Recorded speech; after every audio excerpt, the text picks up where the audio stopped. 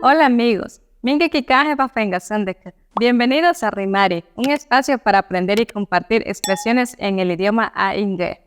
En esta ocasión tenemos expresiones cotidianas que usamos en comunidad con nuestros amigos. Por ejemplo, chigane. Chigane. Lo usamos cuando necesitamos pedir algo o pedir algún favor. Traducido sería, por favor. Por ejemplo, necesitamos los apuntes del colegio y le dices a tu amiga, por favor, ¿me prestas tu cuaderno? Chigane, ñanga peja que te wejem. Chigaik. Chigaik. Es una despedida que puede ser usada de manera formal e informal.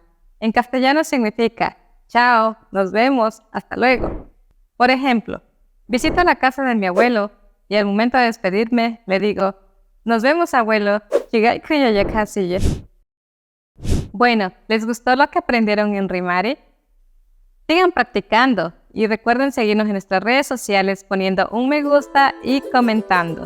Afaja que afaja puikuke, afaja a inge.